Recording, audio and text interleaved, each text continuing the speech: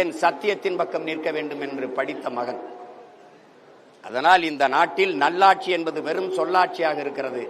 உண்மையிலேயே எங்களின் புரட்சி பாவலன் பாடியது போல எங்கள் திருநாட்டில் எங்கள் நல்ல ஆட்சியே, அந்த நல்லாட்சியை நிறுவ வேண்டும் என்கிற பெருங்கனவோடு உங்கள் பிள்ளைகள் நிற்கிறோம்.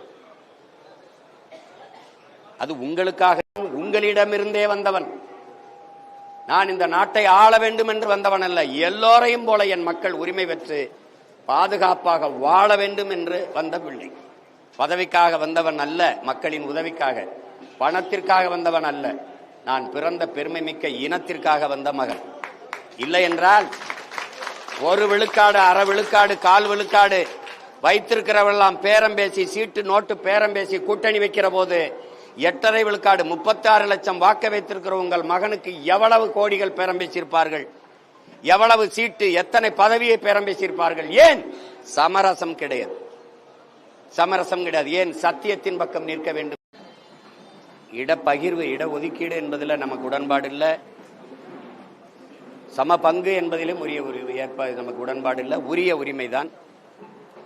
அந்தந்த குடிகளின் எண்ணிக்கைக்கு ஏற்ப நம்ம வரும்போது, ஆட்சிக்கு வரும்போது உரிய இடப்பகிர்வு பிரித்து கொடுக்கப்படும். அதான் நம்ம கோட்பாடு, நம்ம கொள்கை. அதிலே நாம் ஏமாற்றப்பட்டு கொண்டிருக்கிறோம் என்கிற விழிப்புணர்வு என் இன சொந்தங்களுக்கு வந்தால் போதும். நமது ஆட்சி வரும்போது உறுதியாக அவரவருக்கு உரிய இடங்கள் முறையாக பகிர்ந்து அளிக்கப்படும் என்கிற உறுதியை அல்லாஹ் மேல் ஆணையிட்டு நான் சொல்லுகிறேன்.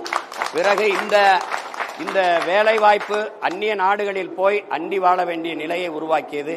நம் தாய் நிலத்தை விட்டு உழைப்பிலிருந்து நாம் வெளியேறி அந்நிய நாடுகளுக்கு போகிறோம்.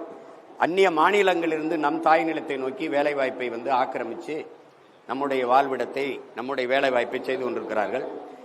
இந்த சூழலில் நம்முடைய ஆட்சி மலரும் போது, அமையும் போது என்ன நம்ம சொல்ல போறோம்னா, அவரவர் வாழ்விடத்திலே அரசு வேலை நம்ம கொடுக்கிறோம். நிலமும் வளமும் சார்ந்த தொழிற்சாலைகள், வேலை வாய்ப்பு, வளர்ச்சி என்கிற நிலைப்பாட்டை கொண்ட பிள்ளைகள். அதை எப்படி கொடுக்குறேங்கிறத ஆட்சியின் வரைவு நான் வெளியிடுவேன். போட்டு போட்டு படம் போல காட்டுவேன். எப்படி தேவகோட்டையிலே வாழ்விடத்தில் எப்படி அரசு பணி கொடுப்பேன், காரைக்குடியில் எப்படி கொடுப்பேன், சிவகங்கையில் எப்படி கொடுப்பேன், எல்லா இடத்தையும் காட்டும்போது உங்களுக்கு நம்பிக்கை வரும். அதனால அதை பற்றி கவலைப்படாதீங்க. இது நம்ம அரசு, நமக்காக நாம உருவாக்குற அரசு. அது மக்களின் நலனை தவிர வேற எதையும் முதன்மையாக சிந்திக்காது. நன்றி.